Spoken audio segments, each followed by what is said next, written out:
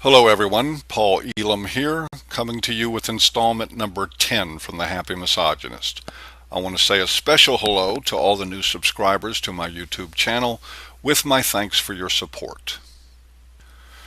Today's talk is actually based on real events in my life. It happened some time ago when I went on a whale watching trip in the Strait of Juan de Fuca in Washington State. The boat was captained by a woman, and the mechanic on board was also female. About halfway into the trip, the unthinkable happened. The ship's engine shut down, and we were dead in the water. The mechanic leapt into action, but an hour later we were still not moving, with no sound from the engine room save some high-pitched swearing. Several times the mechanic came topside, looking pasty white from the stress, asking lots of questions for which the captain had no answer. Resigned to the reality of the situation, they used the radio phone on board to call a guy on the mainland who actually knew how to fix the problem. I must say they operated the radio phone quite smoothly.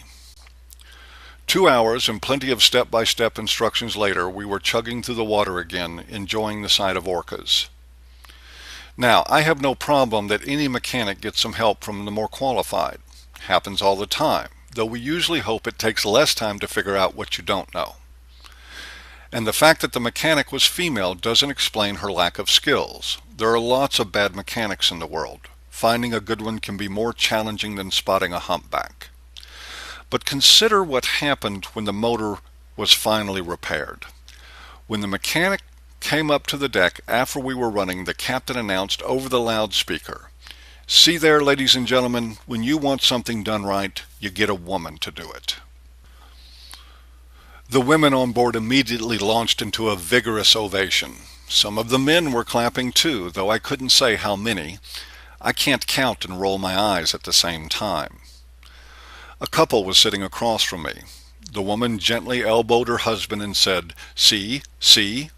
Her tone was haughty, as though 5,000 years of stereotypes had just been erased.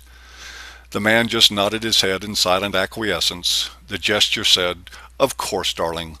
Women rule." That obsequious nod, which the man had obviously perfected with years of practice, has become a staple of male survival and women's self-esteem.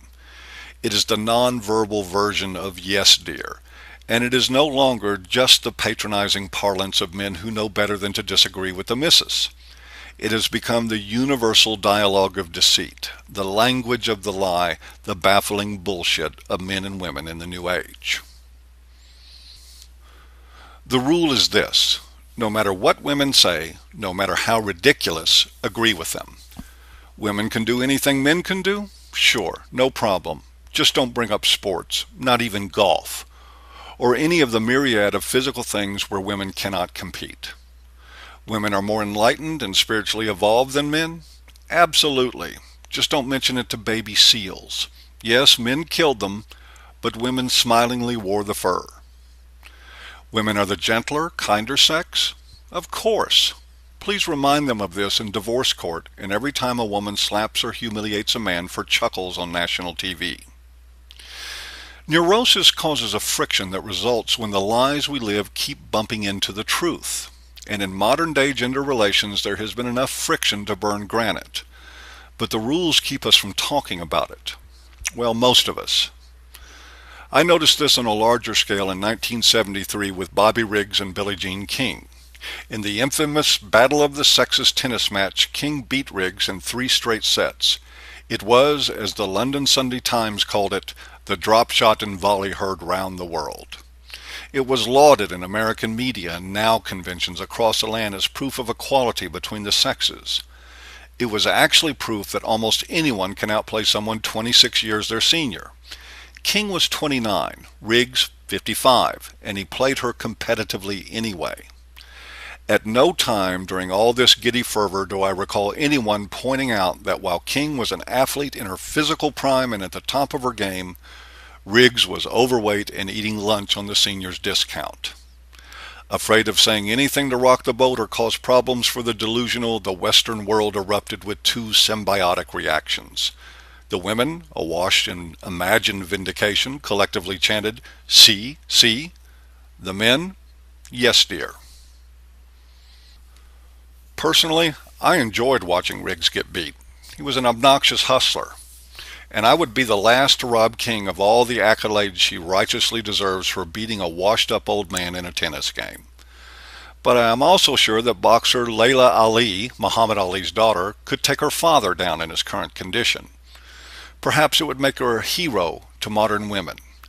After all, in 1990, Life magazine named Billie Jean King one of the 100 most important Americans in the 20th century.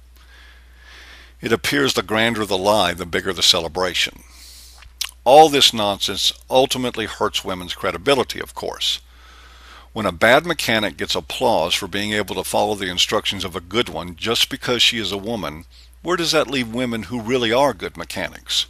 Why should they bother to excel when any woman smart enough to pick up a wrench and screw things up gets such easy approval and recognition?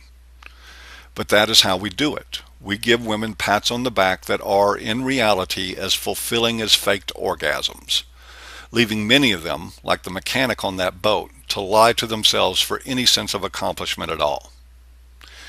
Now, if the ill effects of all this were limited to imagined competence and insincere kudos for the less fortunate among us, I would not have much to say about it.